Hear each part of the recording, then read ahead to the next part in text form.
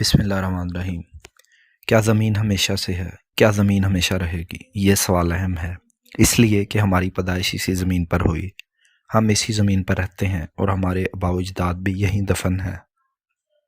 کائنات کی ہر شے کی انتہا ہے، اس کی وجہ وقت کا بہاؤ ہے جو بقا اور فنا کے دو واقعات کے درمیان ہے۔ تو سوال یہ ذہن میں آتا ہے کہ زمین کب بنی اور یہ زمین کب ختم ہوگی؟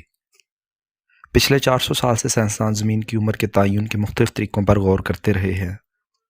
ابتدا میں سمندروں کی سطح میں تبدیلی سے زمین کی عمر جانچنے کے بارے میں سوچا گیا، مگر یہ خیال ٹھیک نہیں تھا، کیونکہ سمندروں کا اتار چڑھاؤ اور اس کے پانی میں آکسیجن اور نمکیات کا تناسب اور دیگر کئی عوامل سے جڑا تھا، اس سے زمین کی عمر کا تعین مشکل کام تھا۔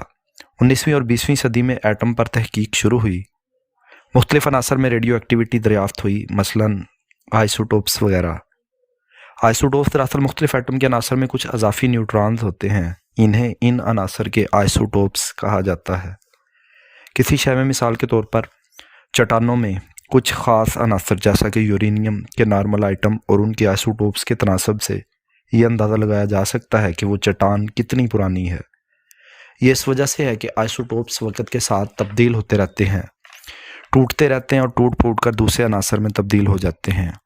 یہ ٹوٹ پھوٹ ایک خاص وقت میں ہوتا ہے۔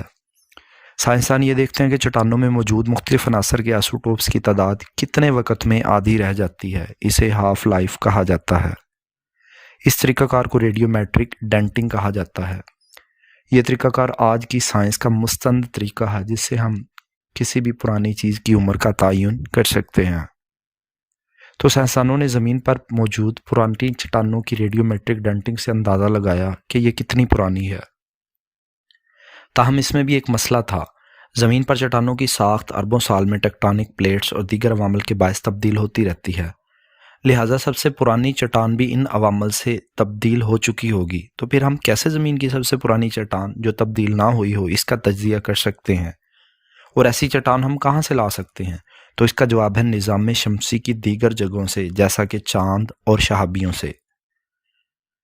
جیسا کہ ہم جانتے ہیں کہ چاند کیسے بنا۔ چاند دراصل ابتدا کی زمین سے ایک اور سیارے کے ٹکرانے کی وجہ سے بنا۔ جب ماضی میں زمین سے مریخ جتنا سیارہ ٹکرایا تو زمین کی سطح اکھڑی اور وقت کے ساتھ زمین کے گرد جمع ہو گئی اور چاند کی شکل اختیار کر گئی۔